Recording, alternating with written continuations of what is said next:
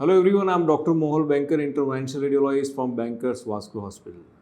અને આજે આપણે એક ઇમ્પોર્ટન્ટ વસ્તુ ડિસ્કસ કરવા જઈએ છીએ કે પાઇલ્સ કેમ વારેઘડીએ ફરીથી થાય છે. કોઈ પણ પાઇલ્સના દર્દીને મળશો તો એમણે ભૂતકાળમાં જો કોઈ પણ ટ્રીટમેન્ટ કરાવી છે તો એ ભલે એ કરાવી એના અમુક ડ્યુરેશન માટે 6-12 મહિના, વર્ષ, 2 વર્ષ, 3 વર્ષ સુધી એમને સારું થાય, પણ એ પછી એ ફરીથી થતું જ હોય છે અને પેશન્ટને ફરીથી એને કારણે કોઈને કોઈ બ્લીડિંગ, પેઇન ફરીથી થતું હોય છે અને ફરીથી હેરાન થતા હોય છે. સો આવું કેમ થાય છે? પાઇલ્સ એ તમે જળમૂળમાંથી કેમ કાઢી શકતા નથી અને કાઢવા માટે શું શું કરવું જોઈએ એ આજે આપણે જાણીએ. પાઇલ્સ એ થવાનું કારણ શું છે કે બેઝિકલી જે સ્ટૂલ પાસ કરવાનો જે એરિયા છે એનાલ કેનાલ, એમાં જ્યારે ઇન્ટરનલ પ્રેશર વધે છે ત્યારે જે બ્લડ વેસલ્સ હોય છે એ બ્લડ વેસલ્સ એનલાર્જ થાય છે, મોટી થાય છે અને પછી એ પાઇલ્સમાં ડેવલપ થાય છે. પાઇલ્સને આપણે ઘણી રીતે જાણીએ છીએ. પાઇલ્સ છે, હરસ, મસો, બાબાસીર, આ બધા ડિફરન્ટ નામ છે. અલ્ટિમેટલી પાઇલ્સ થાય અને એને કારણે પેશન્ટને સિવિયર પેઇન થાય, બ્લીડિંગ થાય, લાંબો સમય બેસી રહો ત્યારે નીચેના પોર્શન પર જ્યારે પ્રેશર આવે ત્યારે પણ પેઇન થાય. સો આ બધા કોન્સિક્વન્સીસ એ પાઇલ્સમાં ડેવલપ થતા હોય છે અને આને કારણે પેશન્ટ્સ ઘણા બધા હેરાન થતા હોય છે.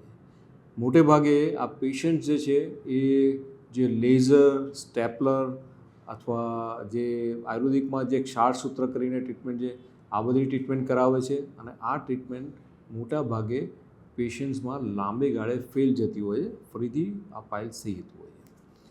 આના કારણો શું છે? તો સૌથી ઇમ્પોર્ટન્ટ કારણ છે કે જ્યારે પણ તમે આ બધી ટ્રીટમેન્ટ કરાવો છો તો એ ટ્રીટમેન્ટમાં પાઇલ્સમાં વધેલો ભાગ છે એને કટ કરવાનું એમાં આયોજન છે. લેઝરથી કે સ્ટેપલર કરો તેમાંથી જે આપણે જે મસો છે એ વધેલા ભાગને મસાને તમે કટ કરી નાખો, પણ અંદર જે નળીઓમાં પ્રેશર વધી ગયું છે એને કોઈ ટાર્ગેટ કરતું નથી. બેન્કર્સ વાસ્કુલર સેન્ટરમાં અમે એક એડવાન્સ ટેકનિક હેમ્બ્રોઇડલ આર્ટરી એમ્બોલિશનની સારવાર કરીએ છીએ કે જેમાં કોઈપણ જાતના કટ ટાંકા વગર એક એન્જિયોગ્રાફીની ટેકનિકથી અમે જે પાઇલ્સને જે ફીડિંગ કરતી જે આર્ટરીઝ છે, હેમ્બ્રોઇડલ આર્ટરી, એમાં સ્પેશિયલ કોઇલ્સ, પાર્ટિકલ્સ નાખી અને એનો સપ્લાયને અમે રિસ્ટ્રિક્ટ કરીએ છીએ અને એને કારણે પાઇલ્સ સ્ટ્રિંગ થઈ જાય છે કોઈપણ જાતના ઓપરેશન કટ ટાંકા વગર. આના સિવાય જ્યારે પણ પેશન્ટ્સ કોઈ પણ આપણે પાઇલ્સની ટ્રીટમેન્ટ કરાવે છે ત્યારે એને 4 વસ્તુનું બહુ જ ઇમ્પોર્ટન્ટ ધ્યાન રાખવું જોઈએ. કઈ 4 વસ્તુ? તો સૌથી પહેલાં patient should be well hydrated. ઘણીવાર આપણે કામના પ્રેશરમાં કે કામ એટલો બિઝી હોઈએ ત્યારે આપણે પાણી બહુ પીતા નથી અને પાણી નથી પીતા તો એને કારણે જે સ્ટૂલ ફોર્મ થાય છે એકદમ હાર્ડ ફોર્મ થાય છે અને એ વધારે અંદરનું પ્રેશર વધારે છે. જ્યારે તમે સ્ટૂલ પાસ કરવા જાઓ, હાર્ડ વસ્તુ હોય તો એને તમારે વધારે પ્રેશરથી કાઢવું પડે અને એ જે આખી સિસ્ટમમાં પ્રેશર વધે છે એને કારણે બધા આગળના કોમ્પ્લિકેશન થાય. સો યાદ રાખી અને દિવસમાં 2 થી 3 લીટર પાણી પીવાનું મિનિમમ રાખો. 4 થી 5 લીટર પીવાનું થાય તો સારામાં સારું છે. તો એટલીસ્ટ તમે થોડા ઇન્ટરવલ પાણી પીતા હશો તો એ આપણા ઇન્ટેસ્ટાઇન ગટ હેલ્થ માટે બહુ જ જરૂરી છે. Second is our diet. ડાયટમાં high fibre diet is very important. જ્યારે હાઈ ફાઇબર ડાયટ નથી લેતા તો એને કારણે બીજા બધા પ્રોબ્લેમ થતા હોય છે. સ્ટૂલ જે છે એ હાર્ડ ફોર્મ થતું હોય છે અને તમે જ્યારે સ્પાઇસી ડાયટ લો છો ત્યારે પણ આ પાઇલ્સનું પ્રોબ્લેમ વધી જતો હોય છે.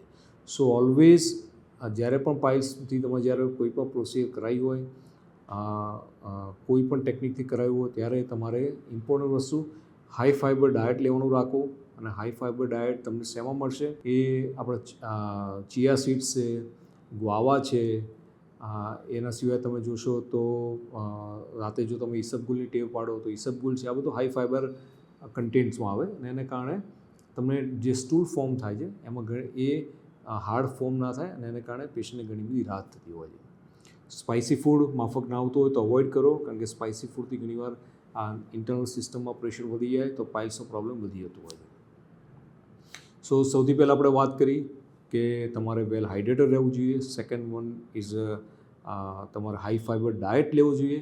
થર્ડ ઇમ્પોર્ટન્ટ થિંગ જે બહુ જ જરૂરી છે અને એ છે કે તમારી જે સ્ટૂલ પાસ કરવાની હેબિટ છે એ સ્ટૂલ પાસ કરવાની હેબિટ તમારે ઘણી બધી સુધારવી પડે. અત્યારે જે કોમન ટ્રેન્ડ ચાલી રહ્યો છે એમાં પેશન્ટ્સ ઘણીવાર હું જોઉં છું કે મોબાઈલ લઈ અને સ્ટૂલ પાસ કરવા માટે જ્યારે જાય ત્યારે ટોયલેટ્સમાં 15-20 મિનિટ સુધી એ સમય કાઢી રાખે છે અને એકચ્યુઅલી એને કારણે જે ઇન્ટરનલ સિસ્ટમમાં જે પ્રેશર બિલ્ડઅપ થાય છે so that is not a right thing અને એને કારણે પેશન્ટ્સને વારે ઘડીએ આ પાઇલ્સનો પ્રોબ્લેમ વધતો જાય.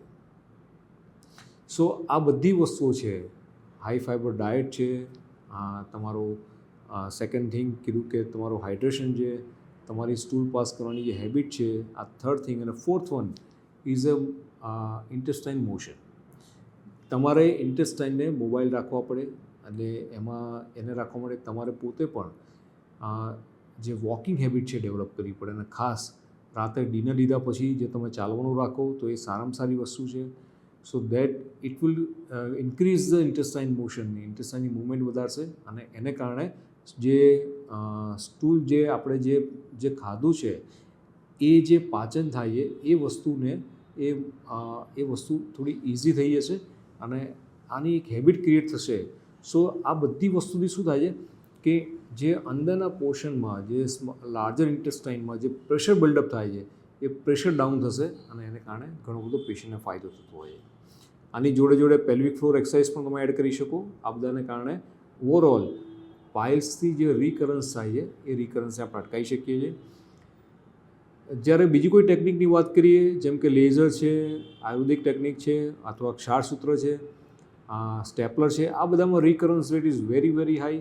પણ જ્યારે આપણે હેમરોઇડલ આર્ટરી એમ્બ્યુલેશન એક એન્જિયોગ્રાફીથી આ સારવાર કરીએ છીએ જે બેન્કર્સ વાસ્કો હોસ્પિટલમાં we have treated lots of patients, એમાં રિકરન્સ થતું નથી અને એમાં પેશન્ટ્સને આ ફરીથી થવાના ચાન્સીસ ઓલમોસ્ટ નીલ થઈ જાય છે. સો યાદ રાખો કે જ્યારે પણ તમે પાઇલ્સથી પીડાતા હો ત્યારે સારવારની જોડે જોડે તમારી થોડીક જે હેબિટ્સ છે એ પણ સુધારશો તો તમને લોંગ ટર્મ ઘણો બધો ફાયદો થશે. Thank you so much. તમારે આ લગતે કોઈ પણ ક્વેશ્ચન હોય તો do ask me, I would be very happy to give you answer. Thank you.